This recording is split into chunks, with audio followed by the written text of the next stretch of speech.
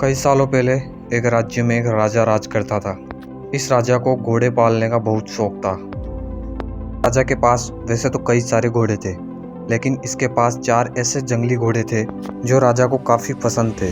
राजा ने इन घोड़ों को ट्रेन करने के लिए कई ट्रेनर्स को बुलाया, मगर कोई भी इन घोड़ों को अच्छे से ट्रेन नहीं कर पाया। जब भी कोई इनके ऊपर बैठने की कोशिश करता तो ये घोड़े उसे तुरंत अपनी पीठ से फेंक देते या फिर उसे लात मार देते। राजा को घोड़े प्यारे थे, इसलिए ट्रेनर्स को सख्त वार्निंग दी जाती थी कि इन पर जोर जबरदस्ती ना की जाए, यानी कि इन्हें मारा पीटा ना जाए। कई महीने निकल गए, लेकिन कोई भी ट्रेनर इन घोड़ों को अच्छी तरह से ट्रेन करने में सक्षम नहीं हो पाया। कुछ दिनों बाद एक युवा ट्रेनर राजा के पास आया। राजा ने अपनी शर्त की घोड़ों की ट्रेनिंग बिना मारपीट के होनी चाहिए, ऐसा युवा को बताई। युवा ने राजा की शर्तें मान ली और अपनी तरफ से भी राजा के सामने 2 शर्तें रख दी। युवा ट्रेनर बोला कि मैं आपकी हर शर्त मानने को तैयार हूँ, मगर मेरी भी 2 शर्तें हैं, जो आप मानो तभी आपके घोड़े ट्रेन कर पाऊंगा। राजा ने कहा, पहले शर्त तो बताओ। ट्रेनर बोला, पहली शर्त है कि मुझे इन घोड़ों को ट्रेन के लिए कुछ महीने या फिर पूरा साल भी लग सकता है, उतना वक्त दिया जाए।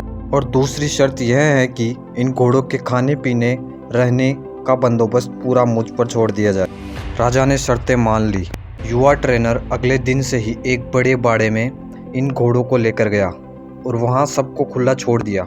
ट्रेनर बाड़े के किनारे किनारे दौड़ने लगा। फिर दौड़ते दौड़ते थकने के बाद युवा ट्रेनर वहीं बाड़े में लेट गया। वहां से उठने के बाद उसने खुद ही घोड़ों को चारा खिलाया और पानी पिलाया।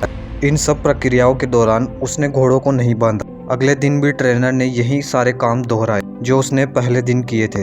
यह काम उसका नित्य क्रम बन गया। वह घोड़ों को बाड़े में खुला छोड़ देता, उन्हें चारा खिलाता और बाड़े के किनारे किनारे दौड़ता रहता। धीरे धीरे चारों घोड़े उस ट्रेनर के पीछे पीछे दौड़ना शुरू कर दिए। घोड़ों को लगने लगा कि ट्रेनर उनका दोस्त है, उनसे प्यार करता है। सारे घोड़े ट्रेनर के साथ बहुत ही सहज महसूस करने लगे थे।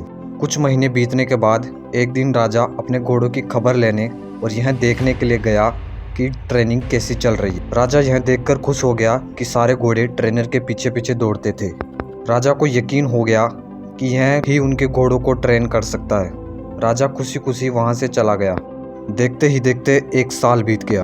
युवा ट्रेनर ने राजा को संदेश भिजवाया कि घोड़े पूरी तरह से ट्रेंड हो चुके हैं, सो राजा आकर एक बार देख ले। राजा की हाजिरी में युवा ट्रेनर ने एक के बाद एक सभी घोड़ों पर सवारी की और उन्हें मनचाही जगह पर ले जाकर दिखाया। राजा यह देखकर बहुत खुश हो गया। राजा ने युवा ट्रेनर से पूछा कि मुझे तुम ये बताओ कि तुमने ये कैसे किया। युवा ट्रेनर ने राजा को सारी बात बताते हुए कहा, मैंने सबसे पहले इन घोड़ों को अपनापन महसूस कराया। इनके साथ रहकर मैंने इनको आज़ाद करके यह जताया कि मैं इनका दोस्त हूँ और मैं इनसे प्यार करता हूँ। फिर मैं इनको खाना पानी देकर इनके और करीब चला गया और इनके साथ खेलकर इन्हें सिखाने की कोशिश की। इस तरह धीरे धीरे यह मुझे अपने करीब आने देने लगे, अपनी पीठ पर बैठने देते और एक दिन ऐसा भी आया जब मुझे यह पीठ पर बैठाकर दौड़ने लगे। राजा ने युवा ट्रेनर की समझदारी की प्रशंसा की।